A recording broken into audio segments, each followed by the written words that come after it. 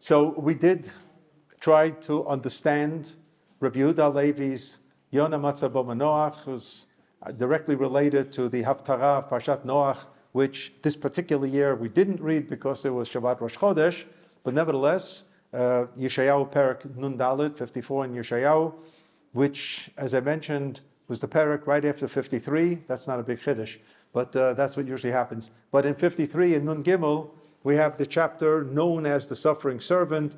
The Catholic Church, and not only the Catholic Church, Christianity in general, the outset of Christianity, made a big to-do about it because it sounded as if Yeshayahu Hanavi was predicting Yeshu, and that there would be someone who would suffer, and anybody believing that and accepting that, it was the suffering for the sins of mankind.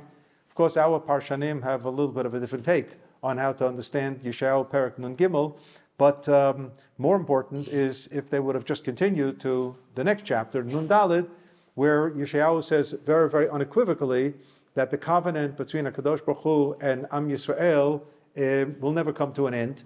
And if it seems as if Kadosh Baruch Hu is not on the scene, it's nothing more than a rega, a moment. Berega katon azavtich uberachamim gedolim akabtzech. V'shetzef ketzef histarti panai mimech rega, just a moment, just for a moment. So the Kadosh Baruch Hu, 1,000 years, 2,000 years could be considered a moment, but it's not measured by time on the clock or the calendar.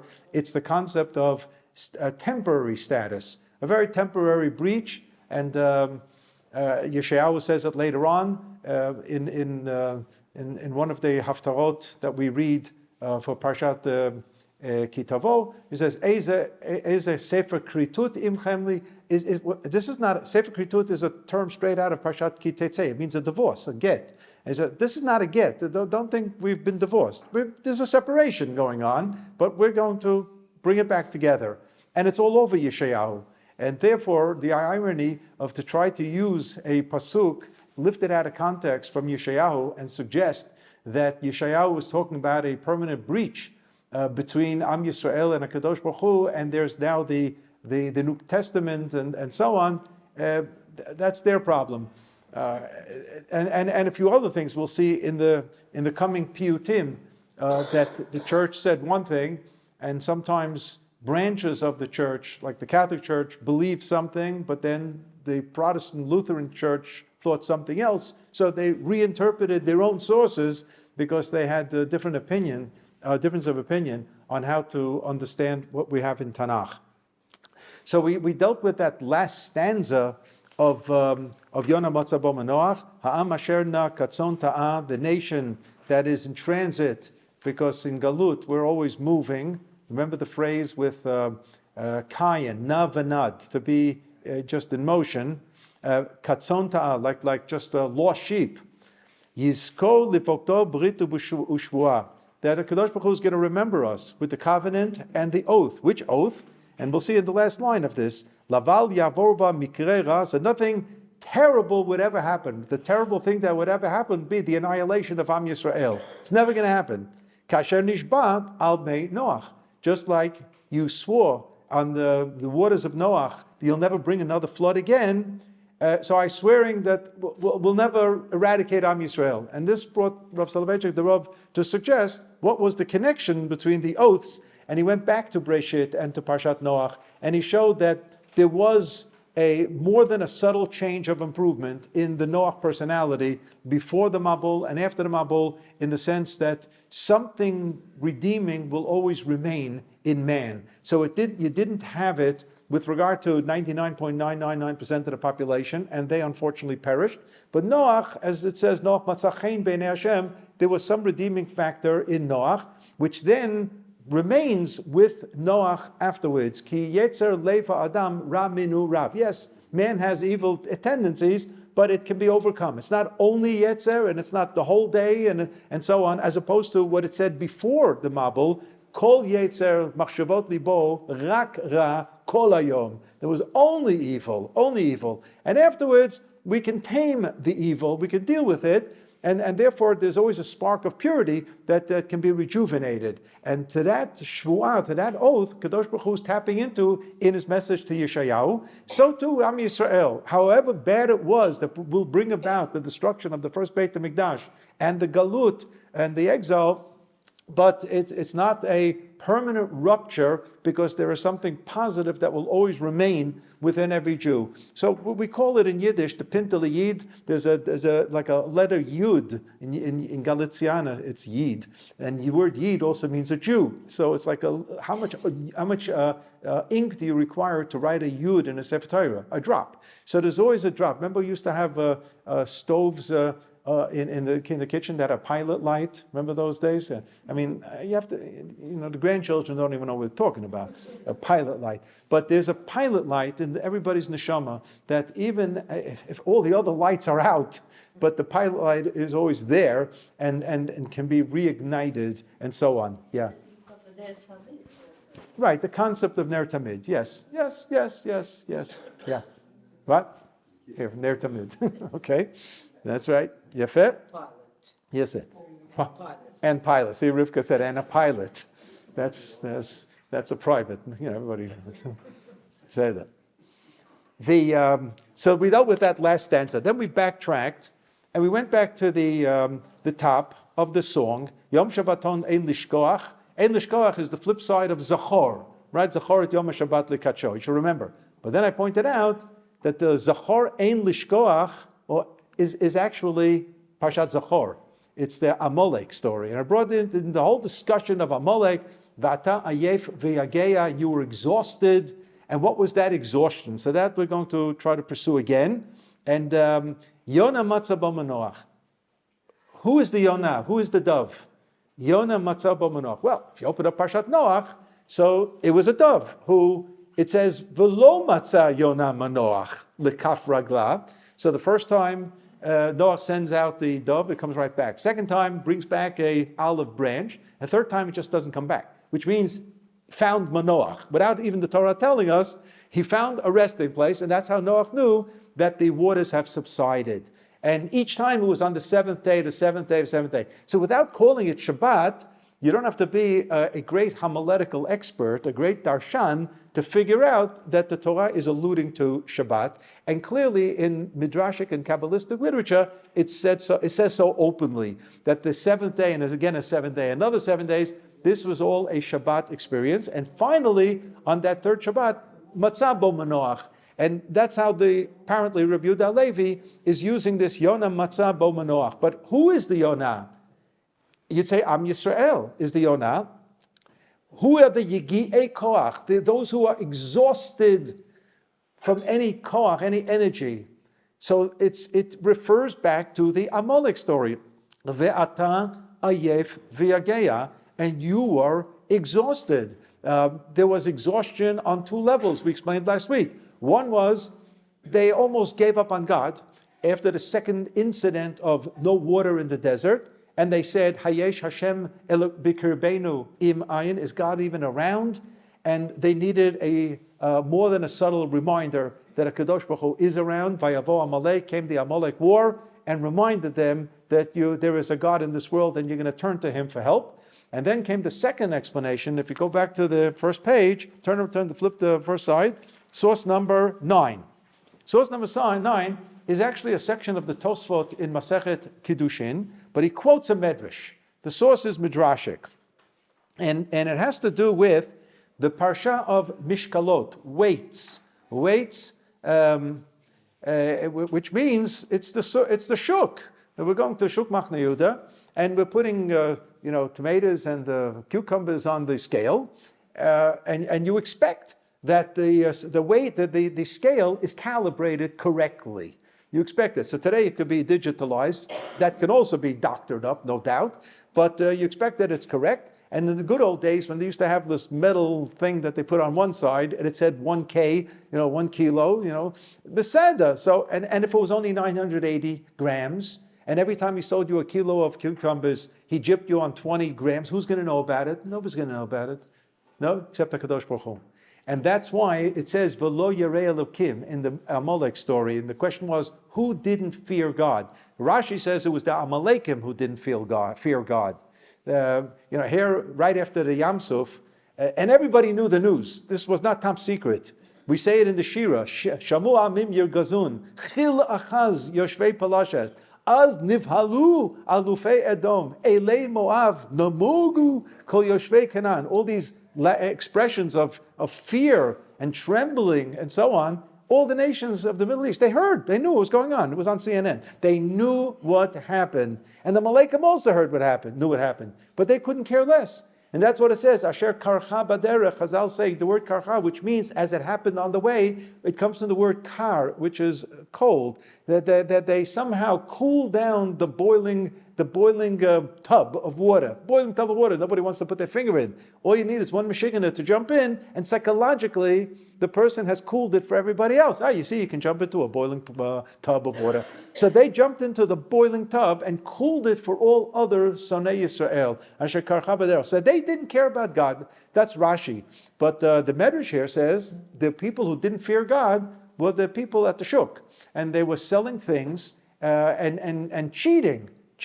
So here you have two different understandings of why God sent Amalek. One had to do with infractions between man and God, quite an infraction. Does God exist or not? And the second was on a social level. How honest, where is our integrity?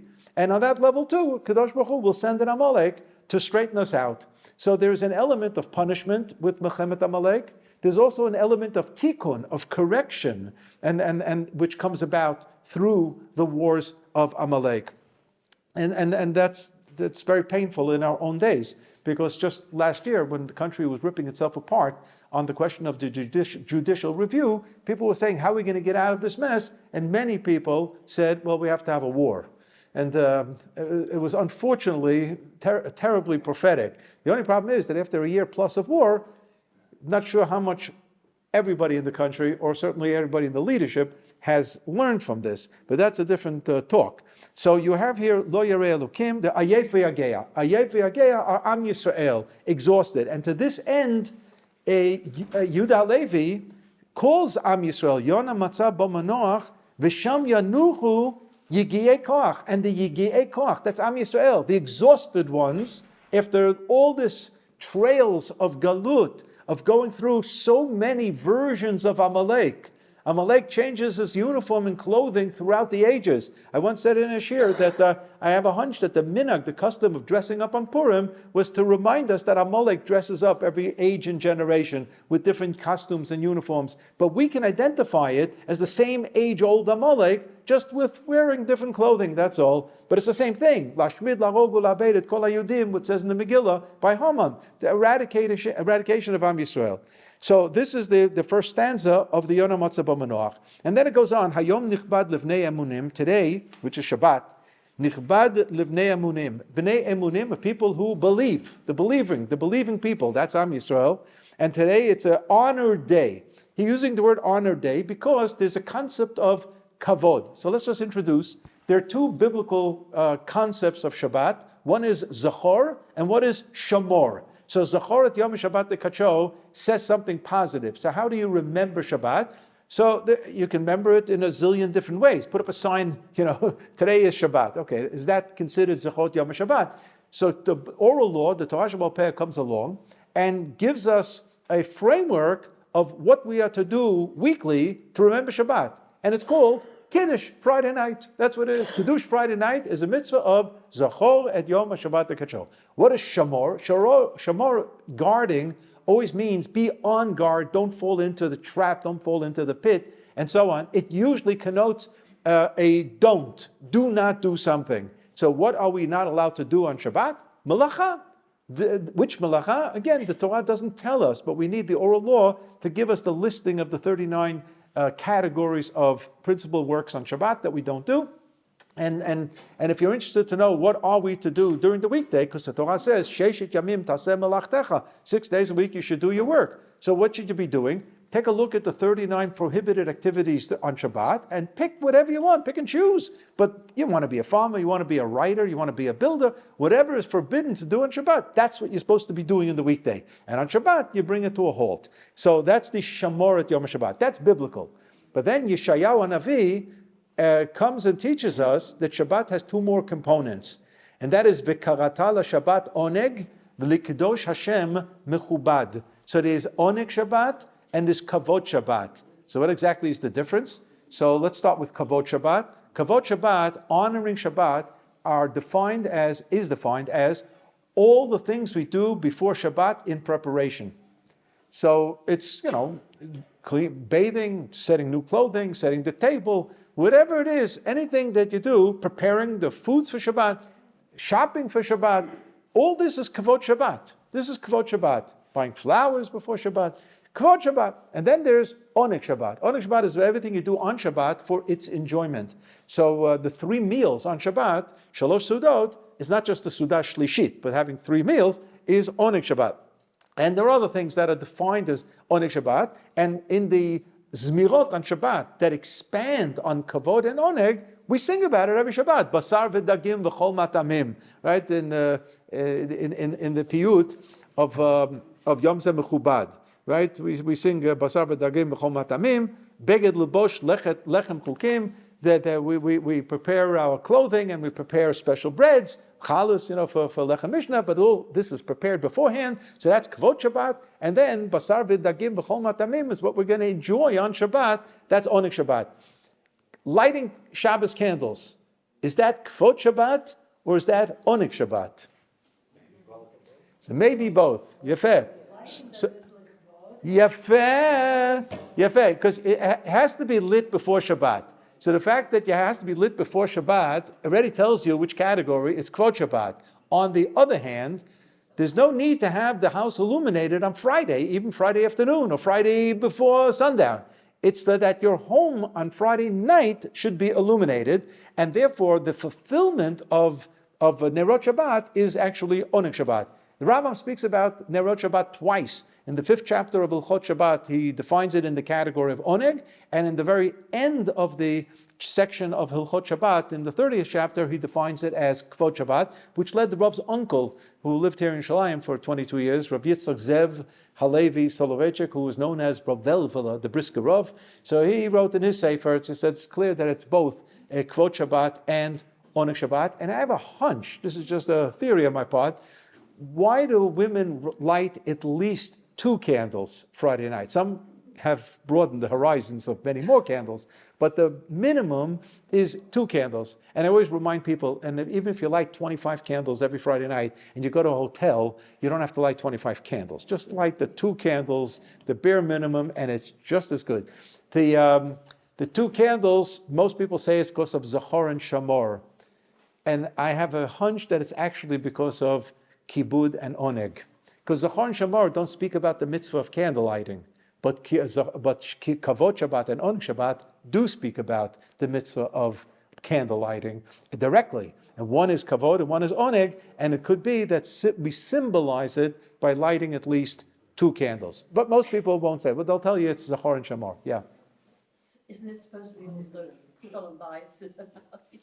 Shalom Bayit is the reason that we actually light the candles. Yeah. Because everybody knows sitting in a dark house leads to tension. Yeah. And therefore, when it's illuminated, people are more calm and more tense. And this is psychologically borne out to be true. We know that in the northern hemisphere, the suicide rates are much higher in the winter than in the summer. And the reason is because there are only 10 hours of daylight in the winter, and half the daylight times are also cloudy. So it's not terribly light and bright. But in the summer, there are 14 hours of sunshine, so it perks a person up. And that's what led the weather department in America, the Meteorological Center, to give out a weather report that it's going to be partly sunny. They used to say partly cloudy, and they don't say partly cloudy, because we hear the word clouds, oh, what a terrible day. Oh, sunny, who cares? It's the same thing. Partly sunny, partly cloudy is the exact same thing. It's just that partly sunny sounds better, and it gives people just a better feeling. And therefore, Chazal wanted that there should be Shlom Bayit, So much so, the Shlom Bayit factor, when the Rambam signs off his third book of Mishnah Torah, which is the book of Zmanim about Shabbat and Chagim, it ends with the laws of Hanukkah. And his last halacha about Hanukkah is a person is very poor and only has money for one candle, and it's Shabbos Hanukkah. Should he invest in a Hanukkah candle or invest in a Shabbos candle? If that's all the person has. And we laugh because this thing is so trivial and everything, but I got news for you. There were periods in time in Jewish history where this question was not a trivial question at all. And the Rambam says you light the Shabbos candle and just don't worry about the Hanukkah. Don't worry about the Hanukkah candle, because the Shabbos candle is Shlom Bayit. And he says, and this is what the Torah is out to prove. The Shabbat candle. The Shabbat candle is Shlom Bayit, and this is what the Shabbat is all about. Is to promote Shlom Bayit. That is absolutely correct. So thank you for the comment. So we have here the second stanza, which is fairly understandable. Hayom nichbad lefnei emunim zihirim l'shamro avot uvanim. We're very careful to keep this. For generations. When it says avot avanim means parents and their children and their progeny. This is something that's ongoing. OUisrael has kept this. Chakuk b'shnei luchot avanim. It's engraved on the two stones. And why the two stones? It's only engraved on one stone. It's the fourth diber. It's the fourth of the Aseret HaDibrot. So Yafeh.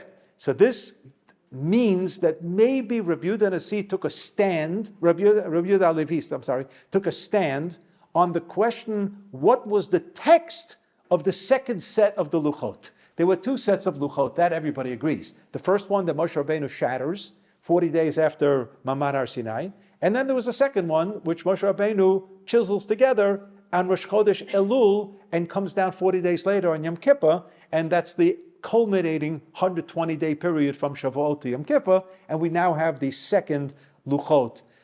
So the question is, what was the text of the second Luchot? Because that would be a year's shir just to deal with, I call Nechama Leibowitz 1.1, to do the differences but in the text of the first Aseret HaDibrot and the second. But the most obvious is Shabbat, where it's not just the words Zachor and Shamor, Zachor Yom Shabbat and Shamor Yom Shabbat, but the reason for Shabbat is different. In Parshat Yitro, the first time around, it's the creation of the world. Ki sheshit yamim asa Hashem et hashamayim v'et haaretz et hayam et kol hashabam bayanach bayam hashvi. We know this from Kiddush in the morning. Al kein beirach Hashem et Yom Shabbat v'ykacheu. Therefore, God sanctified Shabbat.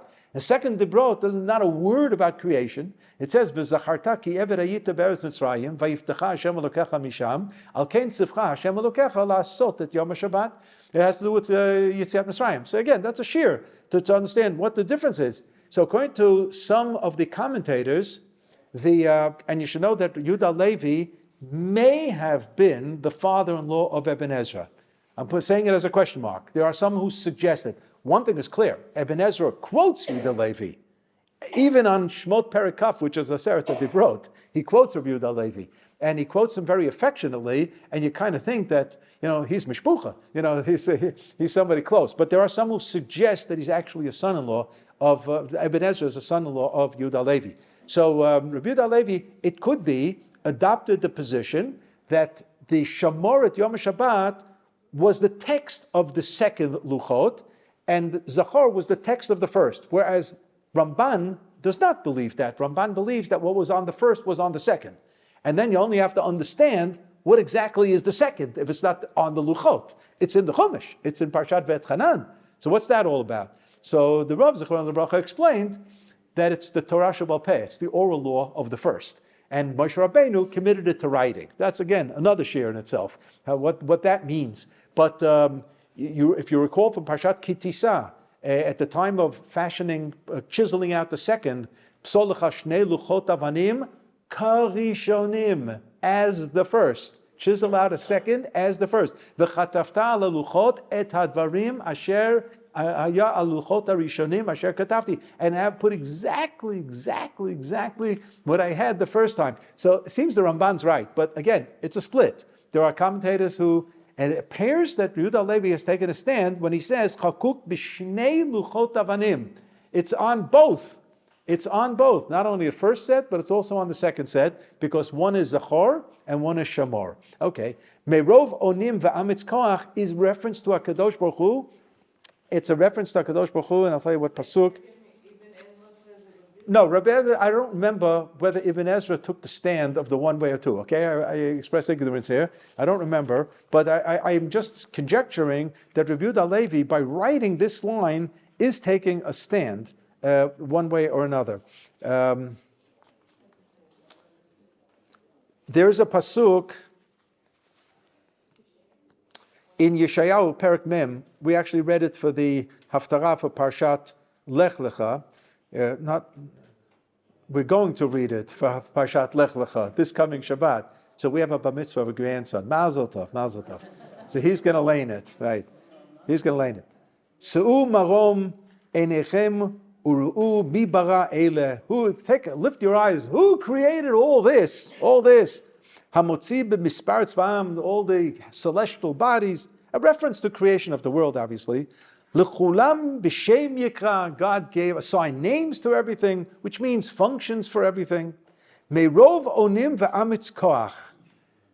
Meirov onim v'amitz koach. The Kadosh Baruch Hu was all powerful. He had all the power in the world to make such a universe. So that's what the phrase in Yeshayahu means. Meirov onim v'amitz koach. And what Yehuda Halevi does here, it's called cut and paste. He lifts it out of the context of Yeshayahu, and he uses it to end this stanza that the luchot were meirov onim ve'amitz koach, figuring that you know Yeshayahu Perek Mem by heart, right? Notice when he drops the line here, meirov onim ve'amitz koach, he doesn't expect you to go to some type of concordancia and figure out, or project hashut of Bar Ilan and type in meirov onim ve'amitz koach. Where exactly in Tanakh is this? Ooh, I should have known it. In Tanakh, we never learned yeshiva, but it's a haftarah. It somehow should remind me of something. Yehuda Halevi figured you knew the associate, not only knew the pasuk, but you knew the association. So he's reflecting back to creation, because that's what the pasuk was all about. So what is he actually saying? Chakuk b'shnei luchot avanim merov onim ve'amitz koach. He's banking on a medrash that the Torah preceded the creation of the world. That Kadosh Baruch Hu had the Torah in mind as he created the world. So there was a thing called Torah by Kadosh Baruch Hu, even though it was not yet revealed, and it's going to take 26 generations to reveal it, from Adam until Moshe Rabbeinu, and that's what the Medrash says in Parshat Bereshit, where it says the kruvim and cherev. Alat acherev hamitapechet lishmor et derech eitz hachayim. So lishmor et derech eitz hachayim, the concept of derech eretz is born here in the Medrash, and it says that 26 generations derech eretz preceded Torah, and this is where the popular phrase that is assigned many times to Chazal and even to Shamshon Fal Hirsch, Derech Eretz Kodma LeTorah. Derech Eretz precedes. The phrase Derech Eretz Kodma LeTorah does not appear in Chazal. It does not appear in all of the Midrashic or Talmudic writings. It's a rework of what the Medrash says here, that for 26 generations, Kadma Derech Eretz LeTorah. You take 26 generations, 10 generations from Adam to Noach, 10 generations from Noach to Avraham, and then start counting out Avraham, Yitzchak, Yaakov, Levi, and Amram, and so on, until you get to Moshe Rabbeinu. You're 6 generations from Avram Avinu, which means you're 26 generations from Adam, and that was Derech Eretz. So then there comes the shir in itself. What exactly does that mean? What does Derech Eretz mean? But afterwards starts Torah. Torah begins with Moshe Rabbeinu. Fine. So the idea that Moshe Rabbeinu receives the Torah doesn't mean Torah was quote unquote manufactured 26 generations later. It was in the Kadosh Baruch Hu's thinking already on day one, and Chazal speak of this as the Bereshit bara b'shvil haTorah shenikra Reshit. Rashi says this in the beginning of the Chumash, that Torah was already part of the plan from moment one, and the only question is at what generation is it going to be given to human beings, and it turns out it was OUisrael in the days of Moshe Rabbeinu. So therefore, Chakuk b'shnei luchot avanim meirov onim v'ametz koach reflects back to the moment of creation, and at that time, the idea of what the luchot would be is already on the table. And if I even introduce Rav Saadia Gaon, who lived about 1,000 years ago, and his idea that the Aseret HaDibrot were like headlines of all the 613 mitzvot. So you have in a type of DNA fashion, where DNA is the genetic code of your entire body. So if you have in the microscopic investigation, you have on a DNA of a cheek cell, you don't see a human body, but if somebody knows how to read a gene with the DNA, the person will accurately say, yeah, this person has brown eyes, and this person has, is a blondini, and so on. And this person is going to grow to a certain amount of height, and this person has a tendency for a certain disease, and so on. All the genetic things that we know today about genetics, if you can read the gene on day one, you'd know a lot about how this organism is going to develop. And according to Rav Saadia Gaon, that's what the Aseret HaDibrot were.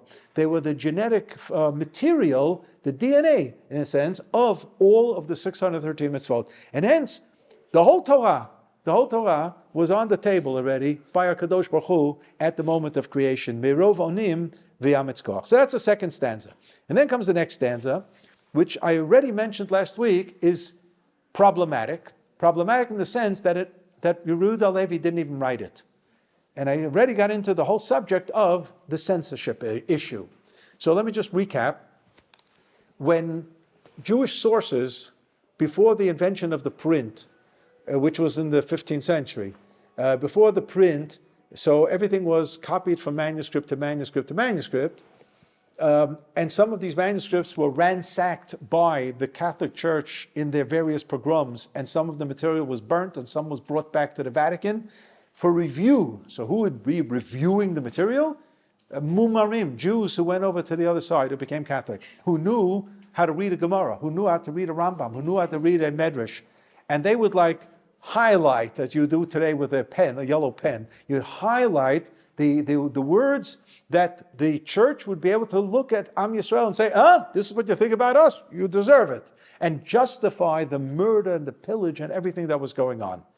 So today, here in the OUisrael, where we have reconstructed many, not all, but many of the censored out texts, like Gemara. I have a book home called Chesronot HaShas, everything that was factored out of the Shas. It was put together, obviously, in the last 40 years, 50 years, here in Israel.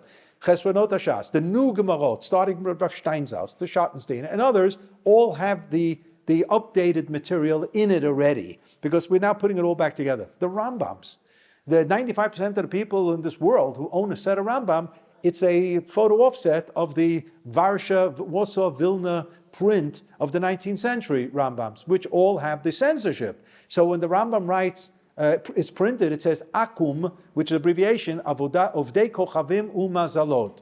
Okay, so what does that mean in English? Pagans. Pagans, okay, so Rambam talks about pagans. Except the Rambam never wrote the word Akum. He always either used the word Nochri, which meant Goy, or he wrote the word Goy. Goy and Nochri. The printers had instructions like a word processor. You see the word Goy? Print Akum. You see the word Nochri? Print Akum. You see the word Avodah Zarah? Print Akum. We're not talking about you in Vatican, in Rome. No, God forbid. We're not talking about you. So the Rambam's, in his first book of Mishneh Torah, the second to the last section is called Hilchot Avodah Zarah, the laws of Avodah Zarah. But in the prints, it says Hilchot Akum, the laws of Avodat Kochavim Umazalot, which is pagan worship. The Rambam is not only talking about pagan worship. The Rambam believed that Christianity was Avodah Zarah. Why? Because of the Trinity. Because the Trinity, the Father, Son, Holy Ghost, basically cuts into the Echad status of a Kadosh Baruch Hu. And that's why the Rambam believed that Islam is monotheistic and it's not Avodah Zarah. I mean, they have the wrong prophet. They're on the wrong page with regard to Muhammad being a prophet, but it's not idolatry. And therefore, according to Rambam, there's no issue walking into a mosque.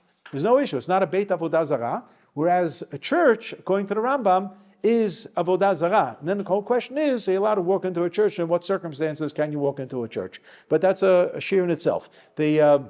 I think I gave so many topics now for a shir in itself that we can just do this the whole year. And it's going to be called a shir in itself. That'll be the title. Another shir, right, another shir.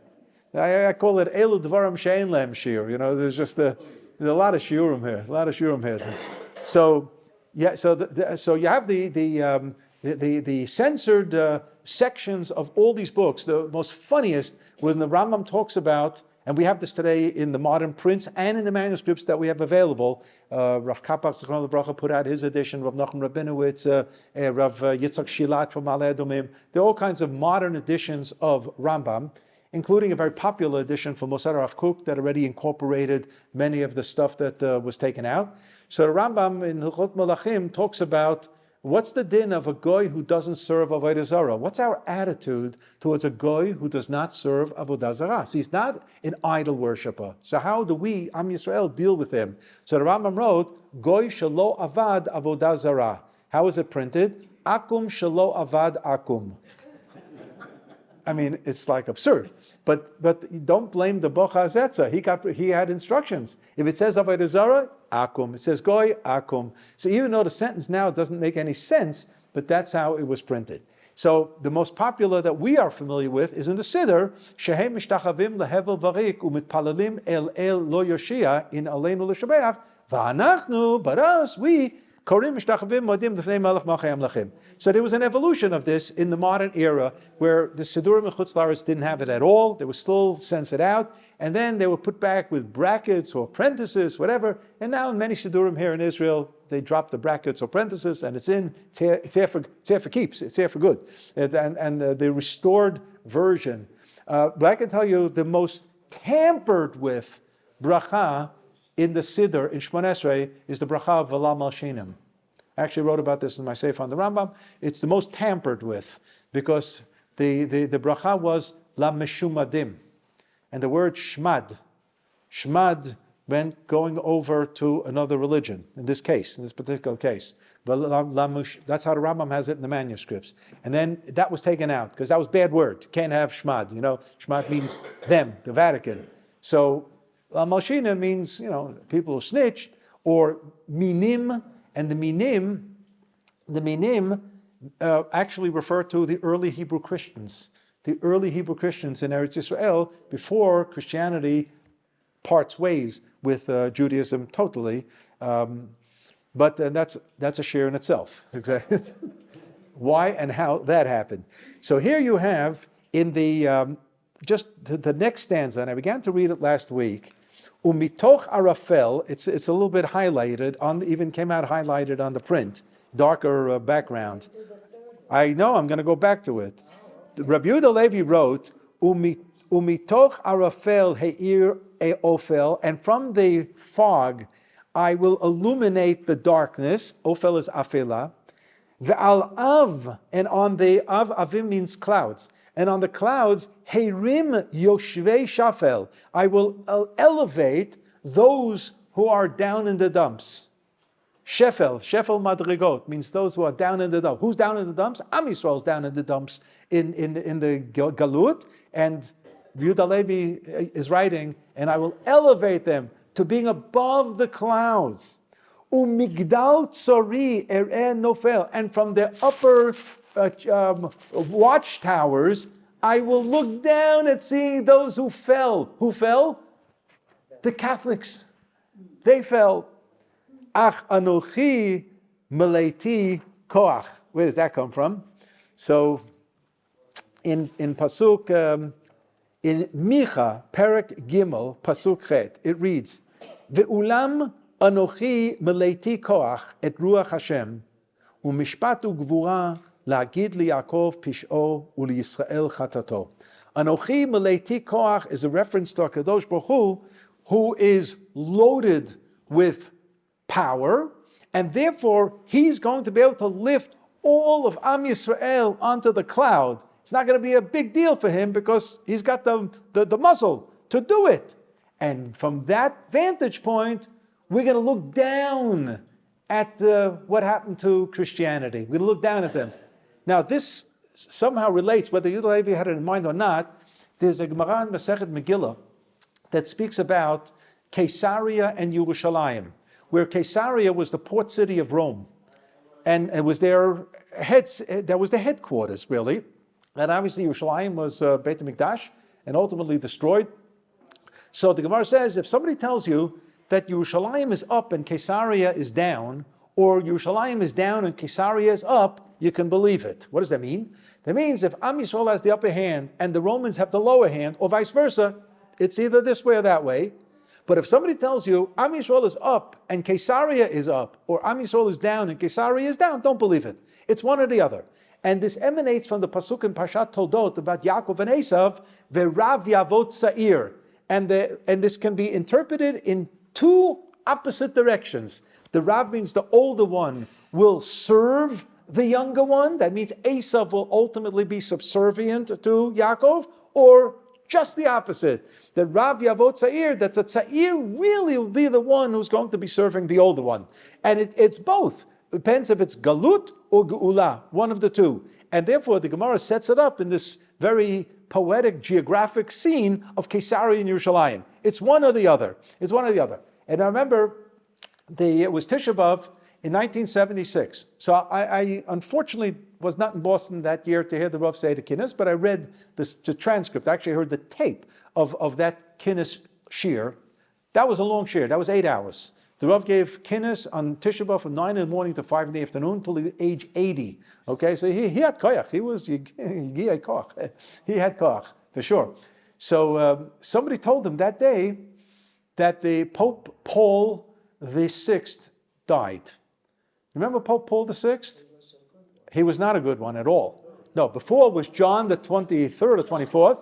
John was good. He was the one with the Ecumenical Council, and he came out with a big chiddush, John the 23rd. He said the Jewish people of today are not to be held responsible for the crucifixion. Shkoyach. You know, what about the last 2,000 years that you shechted Yidden all the time? You know, that he didn't apologize for. But he said that we, in 1963, so, you know, we're not responsible. It was a major shift in theology. You have to realize, I'm not belittling this. So he was already the good guy. He came to Eretz Yisrael for a visit. And Paul then came for a visit, but didn't want to come into Yerushalayim, only from the Jordanian side.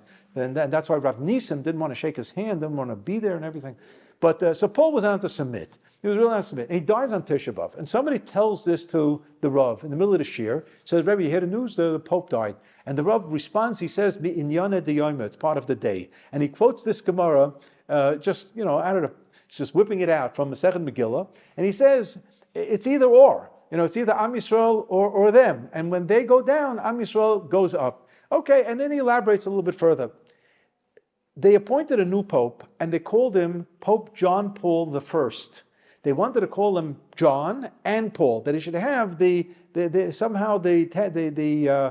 characteristics of the past two popes. So they called him John Paul I. Do you remember what happened 2 months later? He mysteriously dies. Remember? You know what date it was? It was Tzom Gedalia. It was the day after Rosh Hashanah, on Tzom Gedalia. And then they appoint the next pope, John Paul II.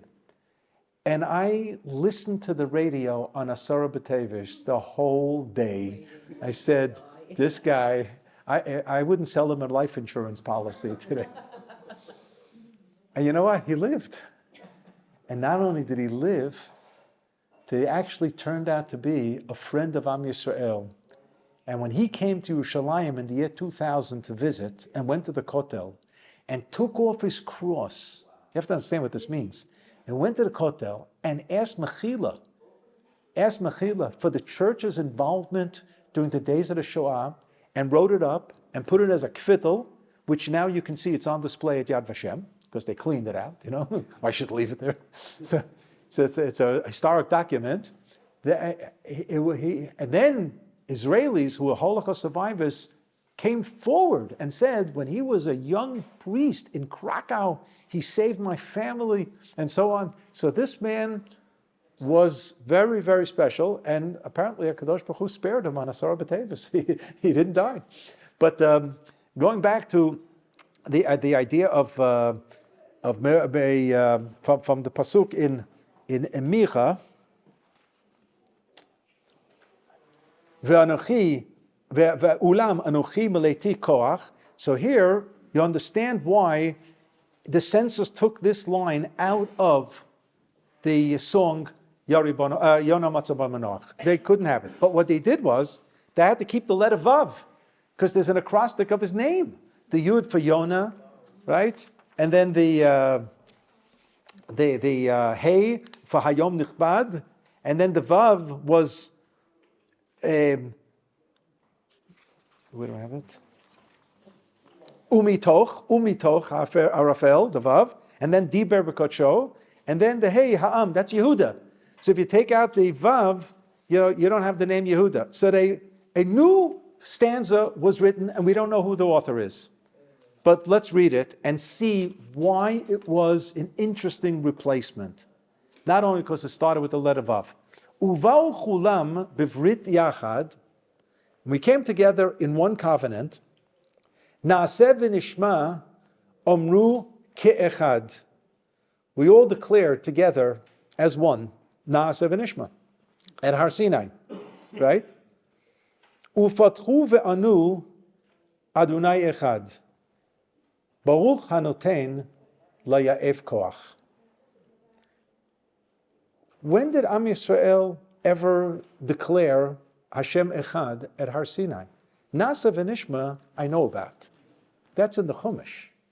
That they stood together is inferred from Parshat Yitro, Vayichan Sham Yisrael neged Ahar, in the singular, where all the times that Am Yisrael camped, it's always in the plural. Vayisu, vayachanu, vayisu, vayachanu. Here it's Vayichan Sham Yisrael. So Rashi says, Ki ish echad b'lev echad. They're all together. It's like one unit.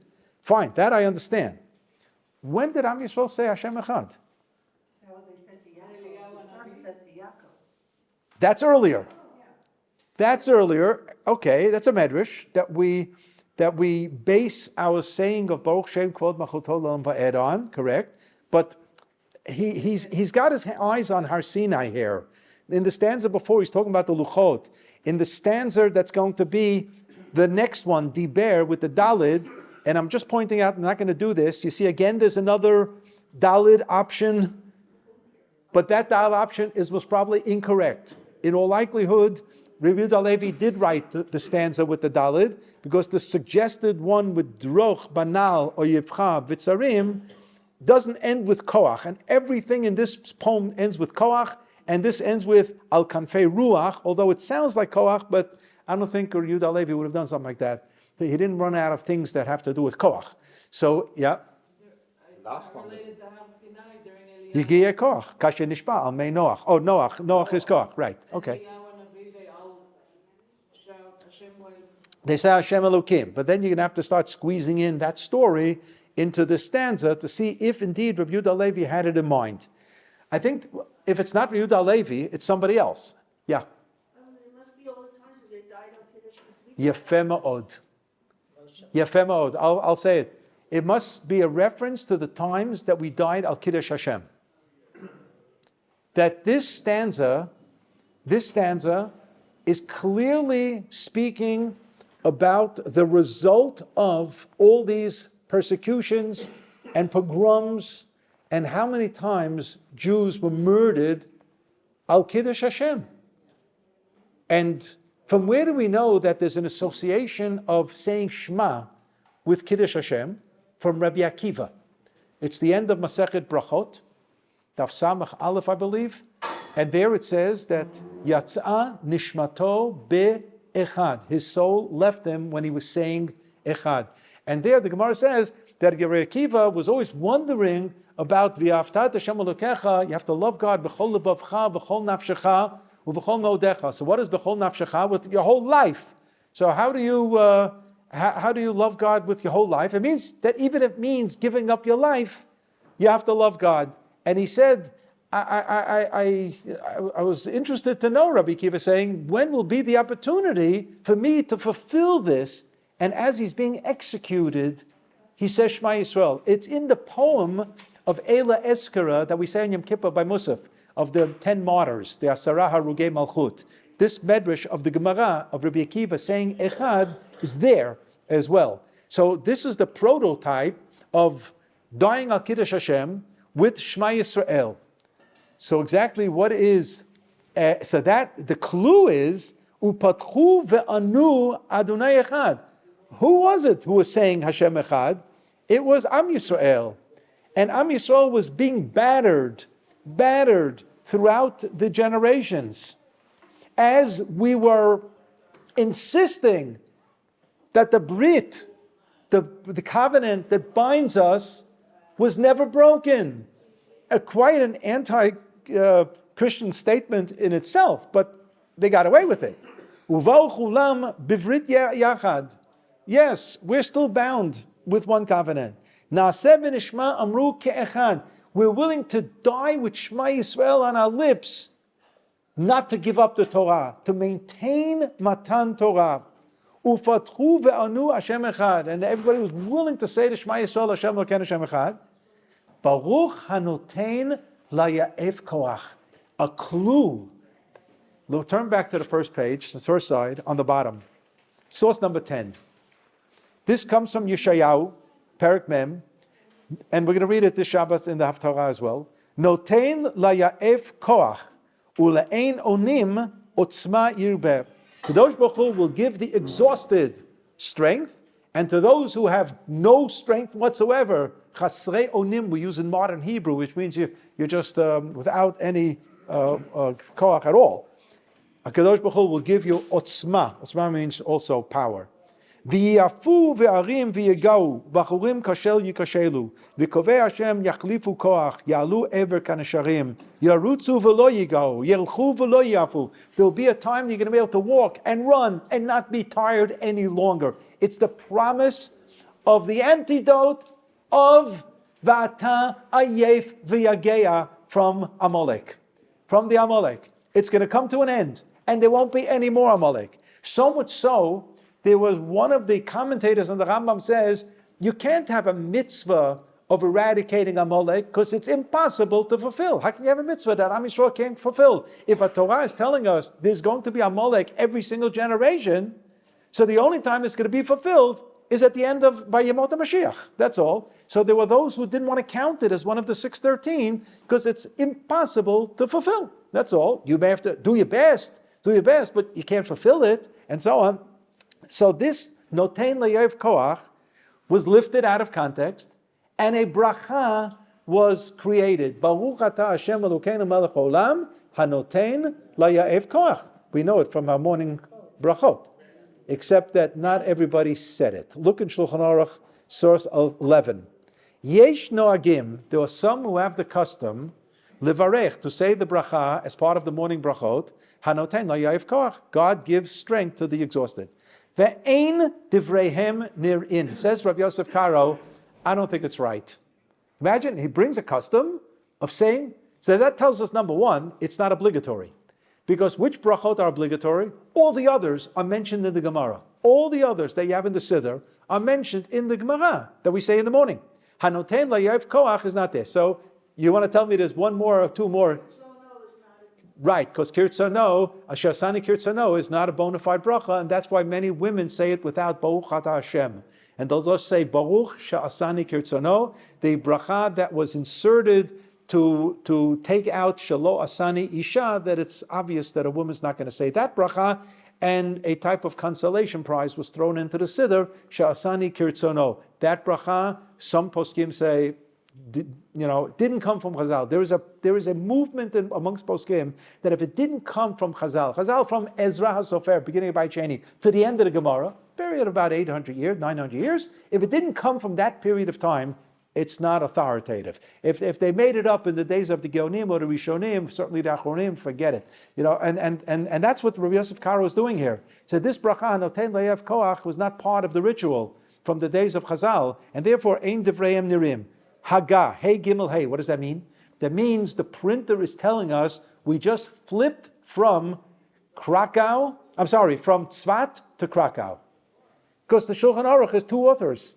It's Rabbi Yosef Karo writing from Tzvat, and Rav Moshe Isserlis, the Ramah, writing from Krakow, Ashkenizing the Shulchan Aruch.